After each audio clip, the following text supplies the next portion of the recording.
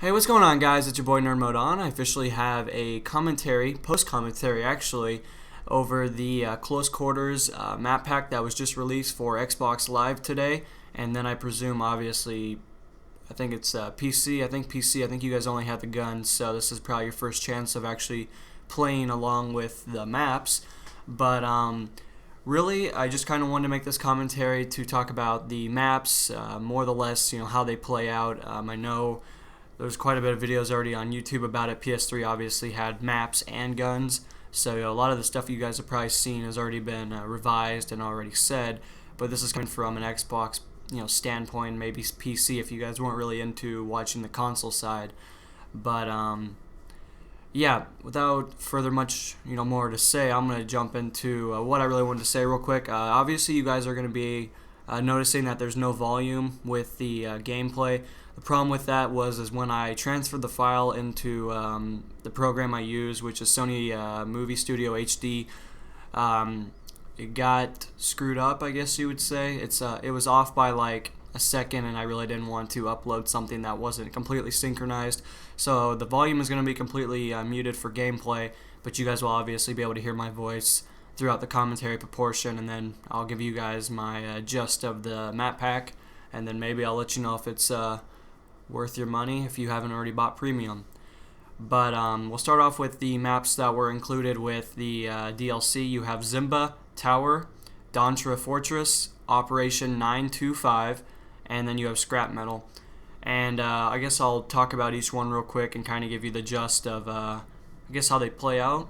Zimba Tower, if I remember correct, I think it's a 3-story level. I think there's ground, second level, and then there's a third level that's kind of it's just a little balcony. It plays out pretty well. It's really popular for shotguns. Well, actually, let's be honest, all close quarters is shotguns and your submachine guns. They will excel over the M16A3. I know a lot of guys have been telling me that gun's overpowered or what have you, and I know it's a huge thing in the community to call something out when you make an opinion about it. But yeah, I could see the M16 not excelling too great in this, considering that it's close quarters is really all it's about is shooting from the hip and getting on target quick. I'm sure you guys have probably seen in this that I'm spraying mostly from the hip, or at least for the beginning of it, and then I kind of break away from that. It works really good. I'm going to be completely honest. It's almost better than aim down sighting. But yeah, Zimba Tower, it's a good one. It plays out pretty well. Obviously, sniping in close quarters is going to get you frustrated, and it's just not going to work out. So I probably recommend going back to Karkan, that expansion pack, or just playing the normal game, or at least waiting until later on when Armored Run comes out, and End Game, Aftermath, all those. I'm sure those will probably suit sniping better than what this one does. Dontra Fortress is a good one too. It's kind of a lot of office areas. It's got a middle that's where B's at. B's actually underground, and if I'm correct, I think it's as well 3 stories. I think you would have the ground, and then one more. I'm not completely sure on that. It's either 3 or 4. But anyway, back to the point I was really trying to get at is it's basically just a fortress. You got plenty of destructibility on it. You got B that's underground, so it's going to be chaotic down there. It's huge for nade spam, let alone all the maps in general really are. Operation 925 is a, what would you call it? More like a garage on top of a building, so it's kind of like a building complex.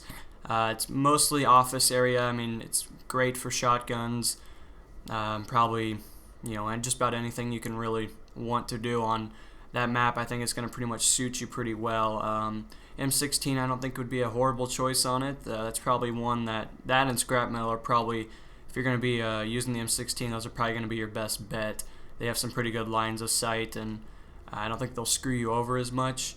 Also on Operation 925, as I said, it's mostly basically corridors. You got office areas, glass, destructibility of walls, and most of the walls can be completely annihilated. There's obviously some that won't allow you to exceed their destructibility level, I guess you'd say. But as a majority, everything's pretty much destructible on that one. Scrap metal is it's a good one. That one might be okay for you snipers. The only problem is there's still ways to get up to you and either knife you or kill you. But it's basically on the top of rooftops, and then you have 3 main ways to run across. You'll have the B-dom area to run across, and then you got a left and right little balcony. You got tons of pipes to run over. You can just sprint across those or walk or however you wish to do it.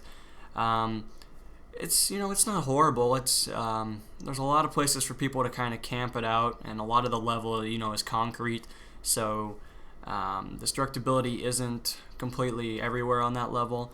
It's a lot more of take your time, get the flags, just basically pipes and all that. It's almost like a factory in a sense. That's how I guess I would describe it. Especially when you get onto the lower roof area, which I'll try to get you guys gameplay, so because I know my description of the level is not completely great, but I'm just trying to give you the gist of a level. If I had to pick any of them that's to play out the fastest, I'd probably go with Zimba Tower. That is just chaotic. There's tons of shotguns, as I keep saying to you guys, but it's a really good level. It for sure, if anyone that has high KDs, that probably won't be your favorite one when it comes up in the playlist, but it's for sure one that'll help you get all your unlocks for the 10 new assignments that have been released. Majority of them, there's some of them require knifing, grenades, noob tubes, RPGs, kills obviously with the class, be assault, support, sniper, or scout, or whatever the hell you guys want to call it. But yeah, I mean, overall I think the map pack was pretty successful. It's kind of hard to say as of now. Everyone kind of ignores the objectives from what I've seen. Most of them just kind of run around and try to get kills, which, it's day one, so that's to be expected. I didn't really expect everyone to really care too much about the objective.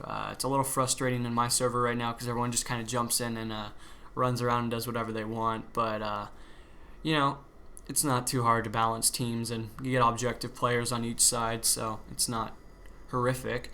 But the only thing I don't exactly like about the map pack, and I know this was talked about way before now, but I didn't actually know because I don't really follow it too hard, is that Close Quarters does not have Rush in it.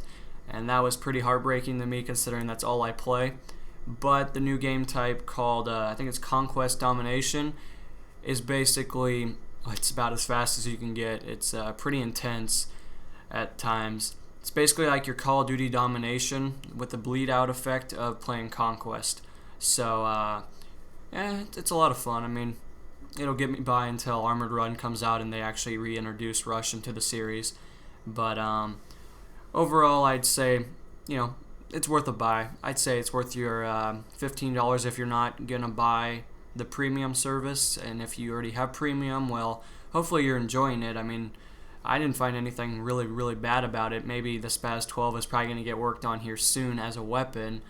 But overall, yeah, it's completely worth my money. I don't feel that I'm obligated to tell you whether you should buy it or not. But in my opinion, it's a lot of fun. It'll for sure give you new life, especially for you Call of Duty guys that like to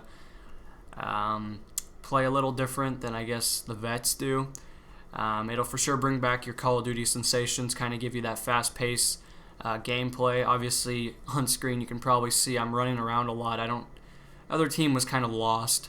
As of most people are running into walls or in just corners. As of now, I don't know if it's just for me, but when you die, sometimes the flags, like the A through C, don't show up.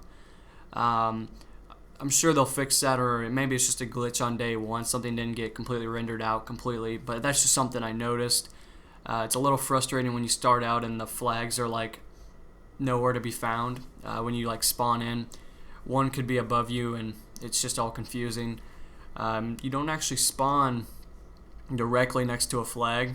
It's on let's see here, Operation 925. That was the case when I spawned. I was trying to find it, and I actually spawned right next to B, which I'm hoping the other team as well spawned somewhere near, because as you guys saw, I just ran in there and capped the flag with no problem. And I was using the engineer class on this specific match, which I'm really enjoying the gun I'm using. I can't remember the name of it. It's like the QB some weird thing. It was in the Back to Karkan expansion pack, and this is the first time I've actually ever picked it up and used it, and I was pretty impressed by the performance it does and the overall effect. I mean, it has little recoil, high damage, suppression effect is good on it, and then the only thing that's really, really tough about unlocking your further classes, I guess I'd say, in the close quarters is you actually have to get 20 kills with an RPG or the what's the American one? It's like the SMA, I think that's it. That can be a little difficult considering that a rocket obviously takes so much time before it actually does the full effect of the explosion. Well, majority of the maps don't exactly let you get the complete effect of it due to obviously it's close quarters, so that would make sense. But overall, guys, yeah, I mean, it's a lot of fun. I hope you guys will enjoy it. I know this commentary is a little sporadic, considering that there's no game volume. It's a little different for me not hearing that, I guess you could say, when I'm doing the commentary proportion of it. It's a lot easier to synchronize, But, yeah, overall, you guys will enjoy it. And to talk, I guess, a little bit more about what to expect from close quarters or what you expect from me as a commentator.